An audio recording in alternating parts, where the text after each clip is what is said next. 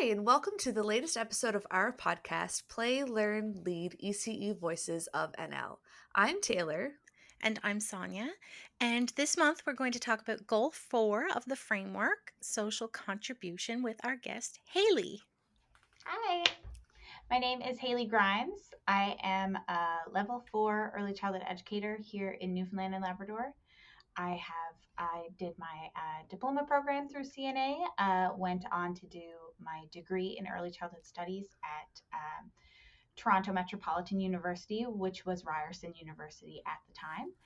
And I have worked in center-based care, as well as worked as an early childhood consultant with a local social enterprise. And I am currently the navigator with the Association of Early Childhood Educators of Newfoundland and Labrador. Happy to be here. So glad to have you too. Mhm. Sounds like you've had a lot of different experiences, which is Yeah. amazing. Love that. Um, would you mind telling us a little bit more about that social enterprise you were talking about? Yeah, I worked briefly with a business called Succeed, and that was a hydroponic garden company. Well, they are still running. And what I did with them was I was sort of the early childhood liaison and just worked to try and get those gardens into some centers, which we did have them in a couple of centers around town. And it was really cool to see children, little, what I was referring to them as little ecological warriors. Love Learning it. about gardening and learning about, social responsibility, like we're going to talk about today. And it was a really beautiful experience to see just all of the things that you can do in a program to enhance those learning opportunities for children. It's a lot of fun. That sounds awesome. So, what types of things did you teach the children about, the benefits of caring for plants? Yeah. I basically created a bunch of programming um, around the hydroponic gardens, and essentially what that was planting in a large bucket with a grow light attached to it, and the plants were in little pods. And it was, planting seeds, and then the roots were down in water with an aeration stone, essentially, so that they could get their oxygen. So they were getting their water, their oxygen. So rather than being in soil, they were just sort of suspended in the water. And it was really cool to watch children, plant those seeds and then care for them, check the water levels, check every day how the growth was. And because the seeds are sitting on top of the bin, they're able to see that growth all the way up through from a seed That to is a plant. incredible. Yeah. Yeah, they were doing flowers. They did peppers, tomatoes, lettuce, different herbs. It was really neat, and it was an opportunity to get that experience regardless of the weather outside. So that was nice. I love That's that. really I Yeah, love that. interesting. I've never even experienced that. And it was super children were fun. Yeah, experiencing that. That's amazing. yeah. Um, what are some types of plants that are very easy to care for in a child care setting? Because I do not have a green thumb whatsoever. Yeah, fair enough. As you can see, I have a number of plants in my office, but not to say I don't kill one every now and then. It's always a learning curve. I mean, if you look on the in the policy and standards manual, there is a document in the appendix that has a list of plants that are not appropriate in childcare settings, plants that Right. have poisonous leaves or flowers or roots or what have you. So that's a really handy document if you're looking at adding, some greenery to your childcare environment. But with regards to house plants, palms and ferns, are Right. are generally really easy. Succulents are really easy to care for, don't require much water. But that being said, it's nice to have a plant that needs maybe like a weekly watering or something like that, and Hmm. that's a great Hmm. opportunity to create, that as a task that gets rotated around the homeroom, and different children can have that responsibility Right. different weeks. And beyond the houseplant aspect of it, you've got that responsibility that children can have, but you've also got air purification Mm-hmm. and just creating a more homey sense in the childcare environment that maybe you wouldn't have otherwise. But beyond that, another great option is doing like a little herb garden. And you Yeah. don't have to have a big garden set up in your in your outdoor space. You could always do a little windowsill herb garden, and having things like basil or mint, you've got that sensory component Right. that you wouldn't have Yeah. otherwise, where those have really intense scents. You rub your fingers along a mint leaf and smell them, and it's just, that's a whole other option. And then, if you're growing mint or basil, then maybe things can be sprinkled onto meals, and have that Mm-hmm. component of, we're growing our food and then we're going to eat it, trying new things. There's all kinds of little elements that get added in Yeah. the program, for sure. Yeah, I like that. Like if you have spaghetti on your menu or soup. Right. Yeah. Yeah. Yeah. Absolutely. Just add a little bit of your own garden that you grew. Just Yeah. imagine kind of that feeling of pride and satisfaction that, a little 3-year-old is going to have. Say, I grew that. It was a seed and I laid it in there and then it grew, and I was able to pluck that off and, put it on this meal, and I tried a new food maybe. Yeah. Yeah. There's Yeah, I there's think it'd be very motivating for that too. yeah, there's studies I've read that have said that when children grow their own food, they're more likely to try those foods than if they're, say just set in front of them, and, they don't have that experience of watching it grow and coming right from that to Right. the table in front of them. They're more inclined, so they say, to try those things. So that's pretty Yeah. neat. Yeah. And also thinking the social contribution aspect of like sharing with the other rooms too, Absolutely. Yeah, I love right? that. Or you never know, maybe if they're growing, if you have a garden in your outdoor environment and you're able to do more with it, if you maybe have a raised bed and you do potatoes and carrots, or if you do tomatoes and peppers and stuff like that, maybe you have, a community meal together, and you invite Right. some of your community members, some family, some, people from different Mm-hmm. areas of the community to come in, and you have a spaghetti night, or you have, even just a tasting of, like, it doesn't Yeah. have to be anything complex, right? Having people experience that. Or on the other side of it, having farmers from your Mm. community coming in and talking with the children, or maybe they're helping you start the garden, or, Right. giving you tips and tricks about how it can be successful. So you can go to both ends with that aspect of it, and tie it in really well to the framework that way. Yeah. Okay. One thing that you talked about, and I don't want to bring it up again, but I really want to at the same time. You mentioned that you've killed a few plants, I have. Yeah. and it kind of makes me think of another aspect of social contribution and teaching respect and responsibility is admitting that we've made mistakes, Yeah. Yeah. right? And apologizing to children when we do, and just making sure like they understand it's okay to make mistakes, but it's responsible Yeah. to acknowledge that you've made a mistake. Yeah. It's it's incredible how impactful it can be for a child to see an adult, any adult really, but specifically an adult that, Hmm.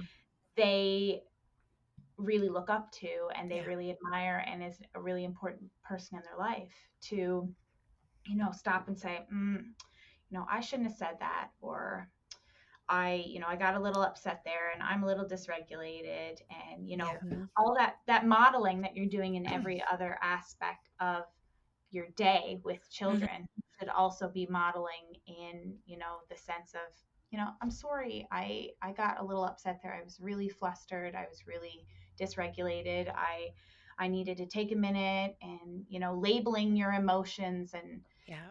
talking about, oh, well, what do I do? Well, what do I do to calm myself down? And, giving them all of those pieces. That's so impactful on their ability to recognize it within themselves. And not only that, but to not have any shame, Yeah. or, not feel upset with themselves in that moment, because Yep. everyone makes mistakes, and everyone has the ability to recognize that, and, take a second and step back and see what they can do to resolve it. And when we Yeah. learn those skills to recognize in ourselves, it helps us to have more compassion and empathy for others Yeah, who have made Yeah. mistakes. absolutely. Yeah. And I just think too of the importance of recognizing that, and having the children understand that if someone wrongs them, Hmm. how to appropriately respond to that, Yeah.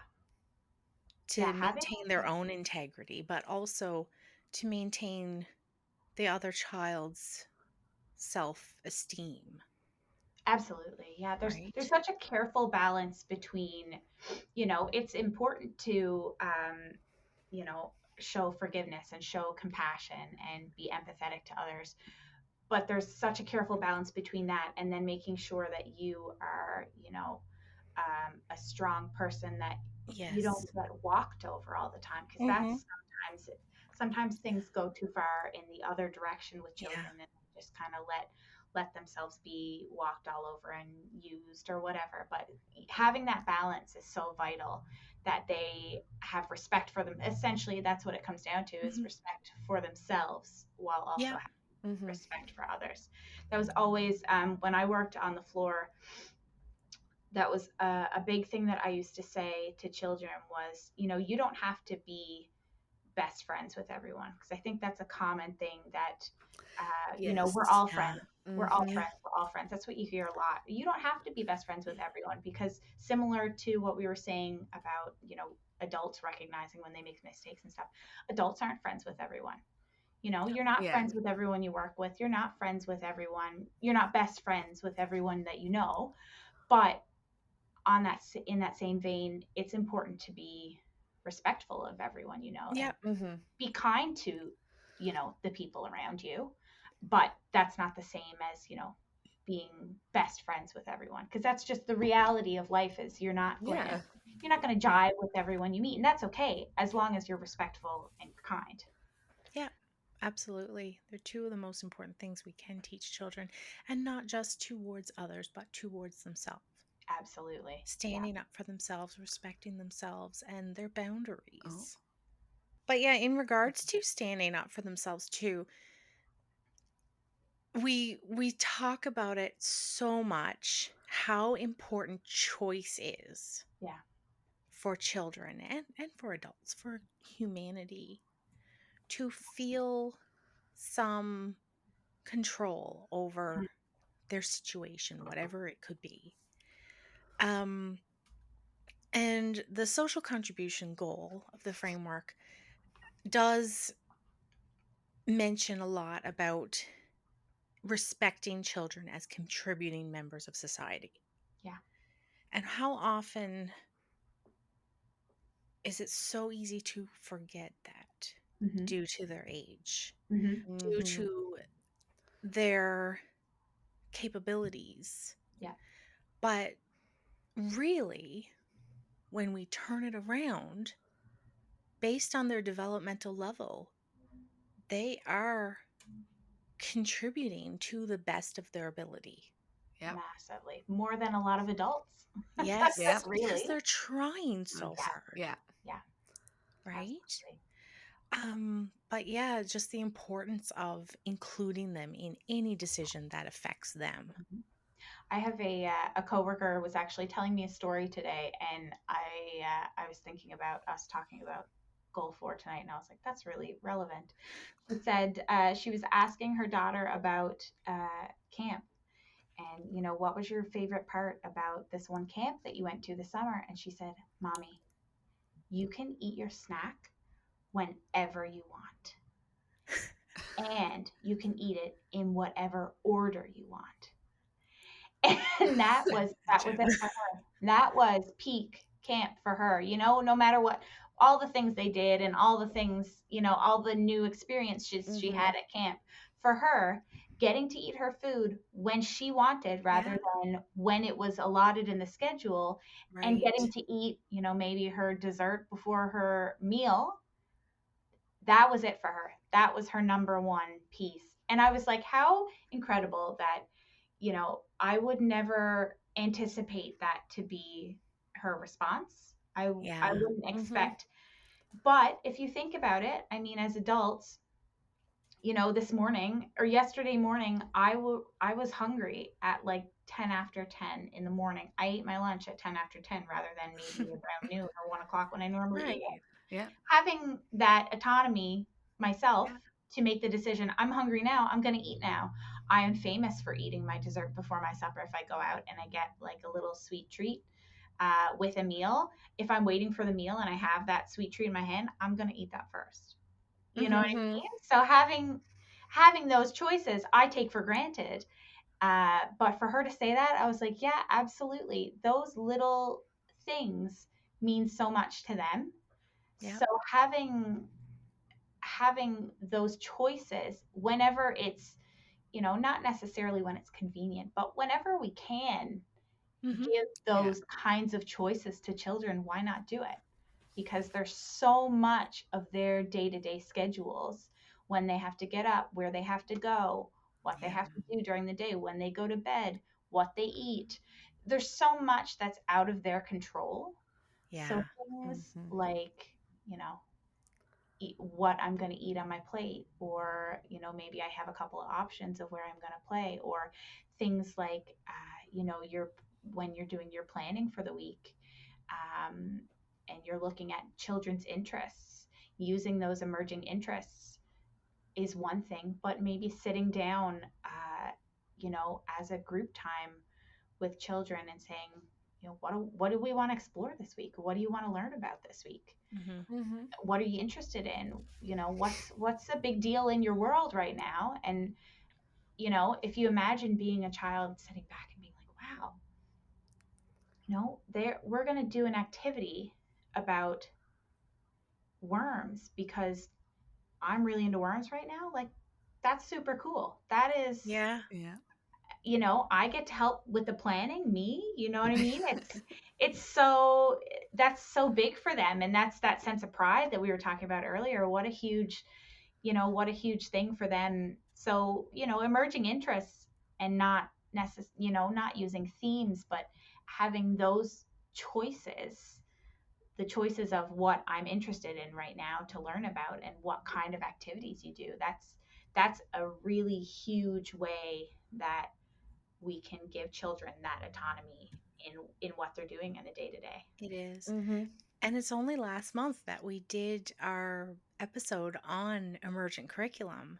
Mm, And one of the things that was mentioned was co planning and co documentation, right. and just the importance of that, Yeah. It giving really the children. everything really goes together. Hey, all of the It different does. pieces. I mean, I guess that's where you get the fisherman's knot in the in the framework, is that Yeah, everything is interconnected. So you it have is. these separate goals, but they all kind of, this goal has this branch up to this one, and Yeah, they're all interconnected for yeah, sure. Yeah. definitely. How are some other ways that we can ensure that we're respecting children as contributing members of society and making sure that we're including them in the decisions that we make for their lives? Yeah. I think One, it seems obvious to say listening to them, but it's obvious because it's the big one, and it's Mm-hmm. listening to them on a level that maybe you're in the middle of something and you're busy, or but they might have something that in their little hearts is really important for you to hear. Yeah. Listening to what they want to say, listening to not just their words but their body language, Yeah. because body language is so critical at those young ages when they don't necessarily have all the words.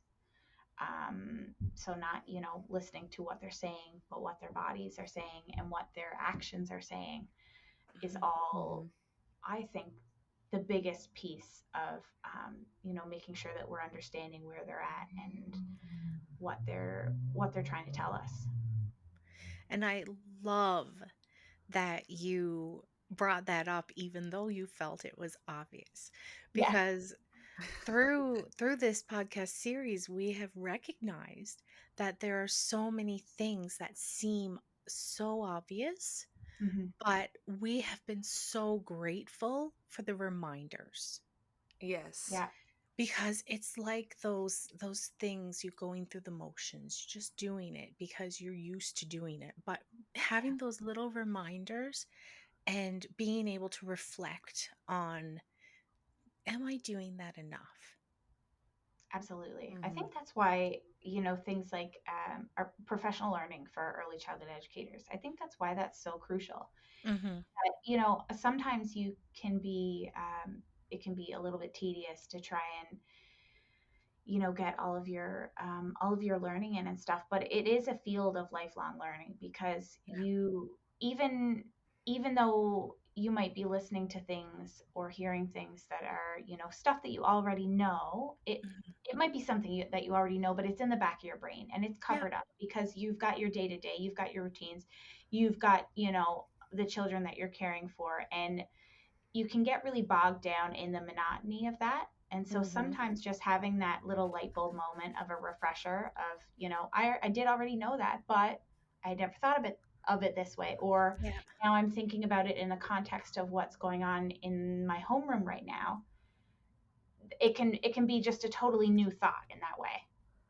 Yeah, absolutely. And I like, we've had this podcast now for quite a few months, Yeah. and I've recognized in myself the importance of sharing those little light bulb moments Mm-hmm. with my Mm-hmm. partners, Yeah. because if it's giving me a light bulb moment, it's quite likely it might help spark a little flame for them. Yeah. Absolutely. And if it doesn't, well, it's okay. I'm just sharing my experience. Yep. 100%. And at the end of the day, it's all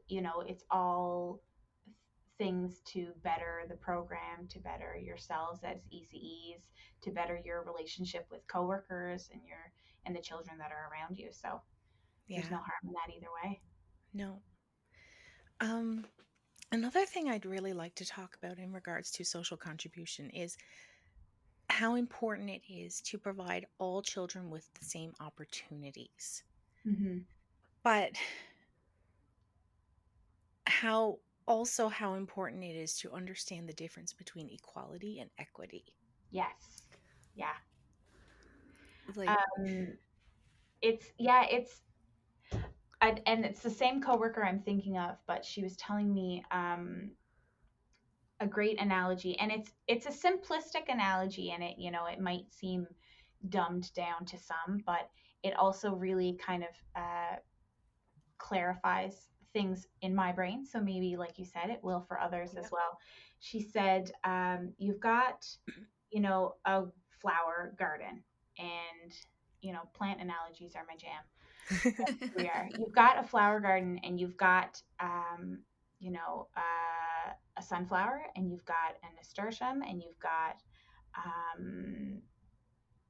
don't know, a chrysanthemum, and whatever. You have a bunch of different flowers in your flower garden, and you're giving them all the same soil, and they're all in the same amount of light, and they all get the same fertilizer, and they all get the same weather. They all get the same, they all get everything identical to each other. So that's equality for you, right? They're all getting the Yeah. same things. But in that scenario, those flowers are going to bloom at different times. They're going to, some of them might not like the same amount of sun. Some of them, that might be too much for them. Some of them might thrive in it. They might need more than others. They all have different pieces that help them thrive the best. Yeah. And that is your equity. Yeah. Right? This flower over here needs direct sun. This, a lot of attention. I have to give this flower a lot of attention. This flower over here, I'm going to back off. I'm going to leave him alone. I'm going to ignore, I'm going to ignore that plant, and that plant's going to be okay with me ignoring it. But this one needs a bit more from me. And that is, your equity scenario of equality is everyone's getting the same. Yeah. Equity, everyone's getting what they need to thrive and be successful. I really like that analogy because I'm thinking of the damage it can do if someone gets more of something than they need. Think of those flowers. One could get scorched. Yeah. One could get drowned. Right. And it will negatively impact their development. Right. And how important it is to get that proper balance, to understand our children and do those observations and see what they need. Yeah. And provide that for them. Right. Because some children will thrive more if they can come to us when they need us. Right. They have a little bit more independence. They're doing their own thing. They're focused on their play. If I'm up in that child's face and, trying to get in their play and trying to, figure out what they need and stuff, that's taking them out of their play. That's taking them away from the focus of what they're doing right now. And that's not what they need. Right. That might be what another child needs to get that quality play, for me to be alongside them and be playing with them. But another child might be doing their own thing. And as long as I recognize, okay, they're safe, they're healthy, they're happy, they're focused on their play. That's beautiful. That's wonderful. I'm not going to interrupt that. I'm going to keep my eye on it and make sure, maybe do some documentation of that beautiful play that's going on over there. But I'm not going to, step in and take them out of that moment. Yeah. Yeah. And I also think about the demands on the ECEs in the room. If you have a lot of children who require a lot of extra care, a lot of extra resources, how much power and pride would we give the children if we empower them to help each other? Yeah. And to help us help them? Yeah. What are some ways that we could do that we can get them involved in each other's care? Some of my I have two memories from working on the floor that jump to mind right away with that. And it's another one of these scenarios that might seem obvious, but it's so solidified in my brain and it's so impactful in my brain. I can only imagine how impactful it was for those children in the moment. Having a child who is maybe a little older in the room, they have their fine motor skills are a little further developed. They are getting ready to go outside. They've got their snow pants on. They've got their coat zipped up. They've got their boots on. They've got their mittens on. They've got their hat on. They're ready to rock. They're sitting in their cubby. They're waiting to go outside. Right. And another child who's a little bit younger, who maybe is still developing those skills, is a bit frustrated, doesn't quite have the same focus. If I'm, maybe helping another child getting ready right now, I see that this friend is struggling a little bit getting ready, I wonder if you could go and give them a hand with that. I wonder if you could help them with their boots. and their snow pants and their coat, and seeing that kind of just like you almost see like a physical rise of like, Mm-hmm. I can absolutely do that. I'm the teacher now. I'm going to go over and, give that friend a hand. And it's that beautiful combination of, it's a bit of a friendship, mentorship almost, Mm-hmm. buddy system Yeah. relationship blossoming. And it's also that sense of pride that older child gets in, I'm the helper. I'm giving them a hand. I'm also helping the teacher by Right. doing Yeah. this for them. And that similarly to the other story that came to mind was after quiet time, after nap time.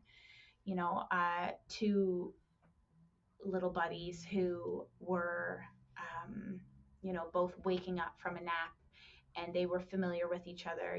One maybe wakes up really attentive, really, ready to play, let's start the day. And the other one is a little bit slower to wake, slower to rise. I wonder if you can go over and sit with your friend and maybe, like, pat their hair, rub their back, and help them wake up a little bit, and, get them all ready, get their shoes back on, get them ready to go and play again. The same kind of concept as getting ready to go outside, but just Mm-hmm. that, that pride. Yeah, I can absolutely help my friend out in that moment of, oh, that's going to make my friend, you know, feel really happy to Right. to have me there to comfort them. They're going to feel really warm and cozy and comforted by me, not even by the teacher, by me. I'm going to make them feel warm and cozy and comforted. How special, right? Yeah.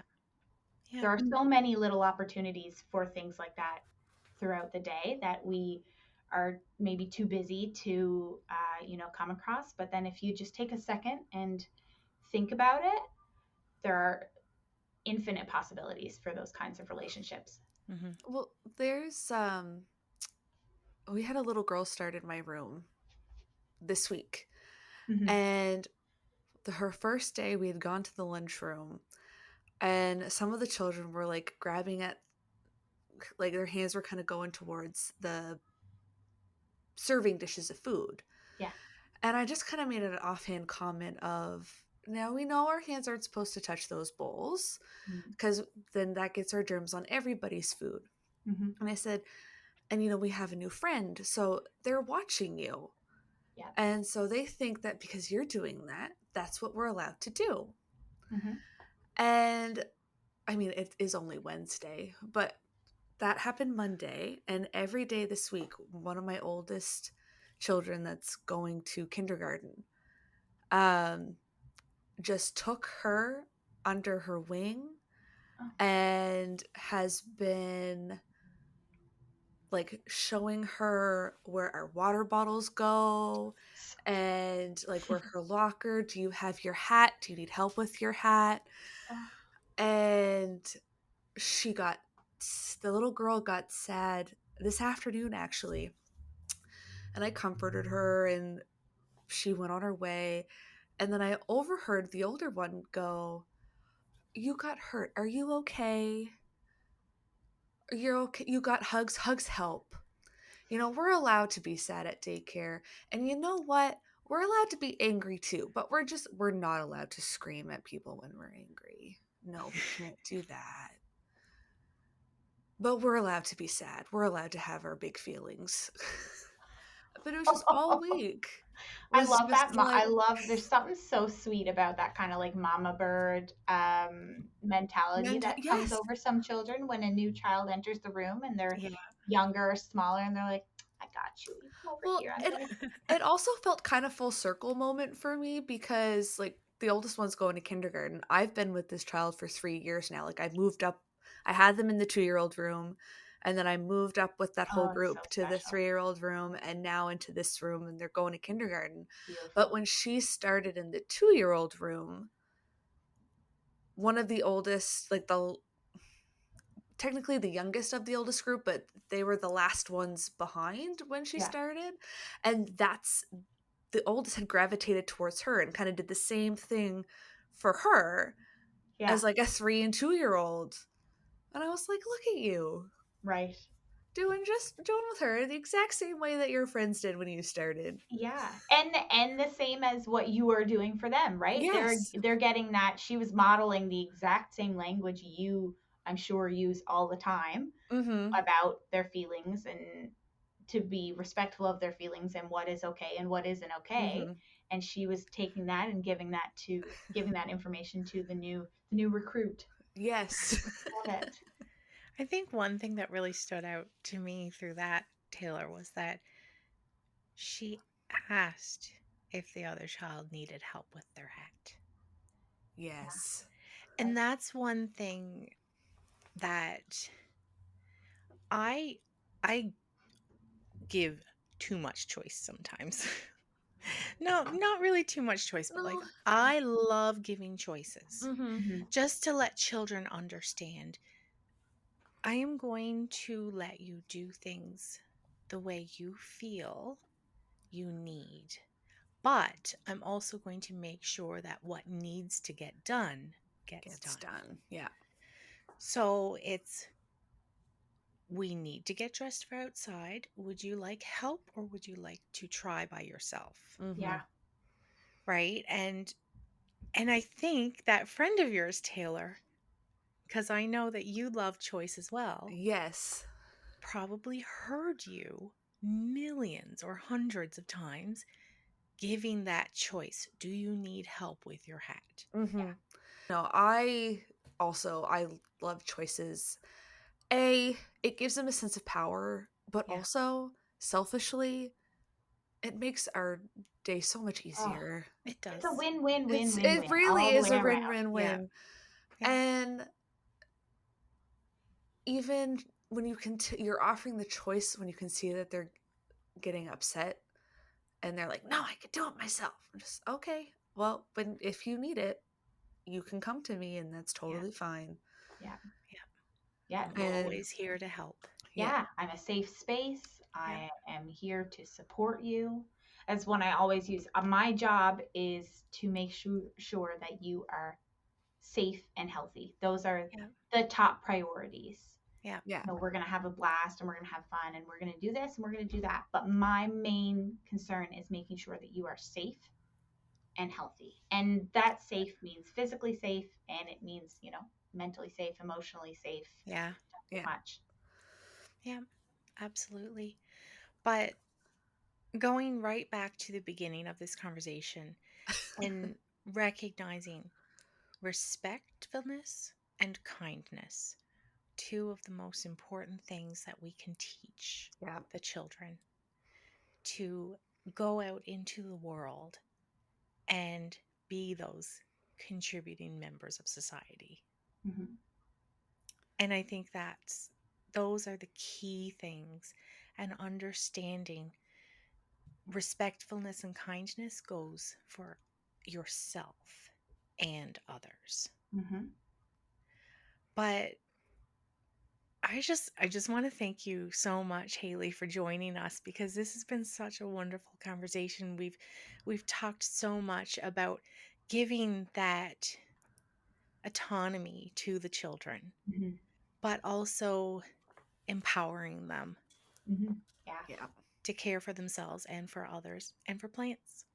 And for plants, it starts with a plant and then that, grows into taking care of your garden outside and cleaning up litter and making sure you're not, throwing your garbage down on the ground. And that Yeah. expands to, you know, taking care of trees and making sure you're not, buying more than you need. And it all trickles out to just making sure, like I said, creating little ecological warriors, Yeah. Yeah. I children like that that. care about the earth because, they're going to be here a lot longer than we are ultimately. And Yeah. so, taking care of plants is where it starts and it just snowballs from there. And Yeah. taking care of each other in in their homeroom is where it starts and then it snowballs from there to taking care of Mhm. people in the world. Yeah, Mm-hmm. absolutely. Yeah. All right. Well, Right.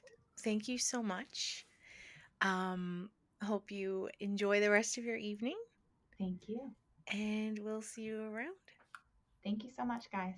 Bye. Bye. So, social responsibility. That was a really good conversation. I know, so it's been a little bit since we actually recorded the episode. And since then, I, so I mentioned in the episode, I do not have a green thumb. But I was really inspired to try my hand at bringing some plants into the classroom. So I fortunately had a parent who is very much a green thumb.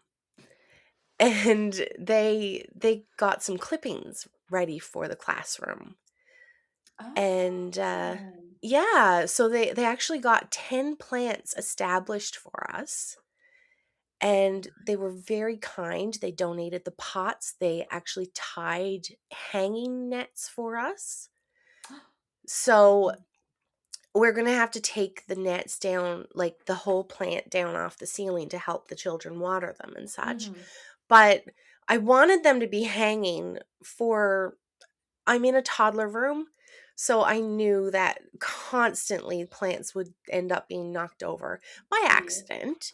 Oh, yeah. But still, and they're going to be like, they're the plants that can vine down.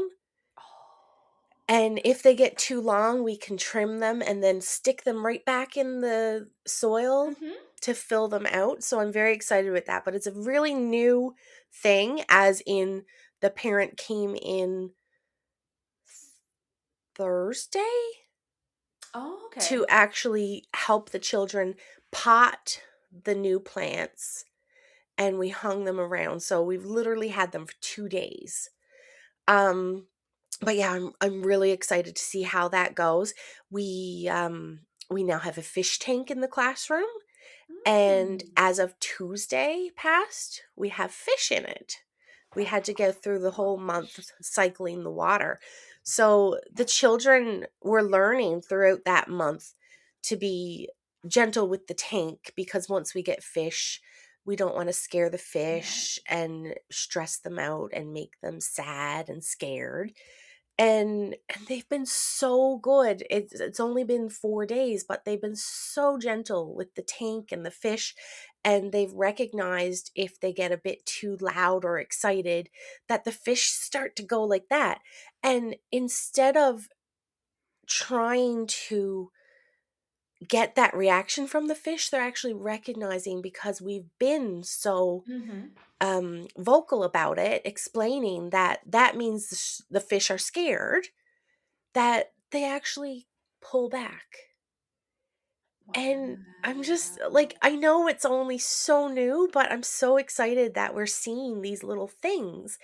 And I think it really is going to help teach them empathy and understanding and kindness and respect, which is one big thing we were talking about with Haley. Yes, absolutely. Yeah. Kindness and respect is definitely like a huge part of it. And, you know, not even having, but demonstrating the understanding that, you know, you don't have to be friends with everybody. That's not a realistic expectation of anyone. But just because they're not your friend, you still have to treat people with kindness and respect. Yeah. All the time. Yeah. Even when you don't want to. But I think that kindness and respect in our field, I know for myself, recognizing that the children are watching us, that motivates me to show that kindness and respect to others, regardless of how I feel personally about them. Very much so. Right? Because if you don't show kindness and respect to your coworkers, to parents that you might not connect with, then they're not going to understand how to do that with their peers Yeah. or with any teachers that they might not necessarily mesh well with. Yeah. Because, well, how can you do something that you've never been shown? Mm-hmm. And so it definitely is good motivation to ensure that, you know, regardless of how you feel towards other people, still showing kindness and respect to Yeah. everyone. I think too, I really liked the plant equity analogy. Mm-hmm. And I think about the fact that some of us require a little more grace than others, just personality wise, you know? Mm-hmm. Some of us need more validation. And that's equity. And being able to recognize that in others, and instead of um resenting someone for needing that, just meeting that need. I think about, so the plants that we have, we actually have 10 of the same type of plant, Okay. but they're all going to need something different because Mm-hmm. some are right in front of the window. Some are hidden in a corner up in the locker area, which has no natural light. No. So the ones right by the window, they're going to need more water, Yes. right? So in the same breath, we're just teaching, like, we might look the same, we might act the same, but we might need different things based on our Absolutely. situation, based on our personality, and that's okay. Very much so. Yeah, but I really think that um social responsibility is definitely something to really, really try and teach the children. And I'm hoping that the plant and the fish thing is worth all the work I'm going to have to put into Yeah. learning about them, because I know nothing about caring for fish, taking care of a fish tank, and I know nothing about taking care of plants. But that's all part of learning with the children, you know? Like, Mm-hmm. I- I've got to learn to be able to teach them. Yep. So, yeah, I think this has been a really great episode. It inspired some new learning in me, and I really hope that some others have been inspired by it. I wish I had seen those clippings growing, because I know that they were growing in water first to take root, Mm-hmm. and then they were planted, but we didn't see that. At, in hindsight, I would have I should have asked the parent to, bring it in and do the process all along with the children. But hey, there's future opportunities, right? Very much so. Yeah. So, in regards to kindness and respect and different personalities and different cultures, um next month we're actually going to be talking about cultural sensitivity. So it's going to be interesting to see how we can bring the kindness and respect in that regard, and help us to connect on a bit of a better level with others around our community. So thank you for joining us again this month, and hopefully we'll see you again. Bye. Bye.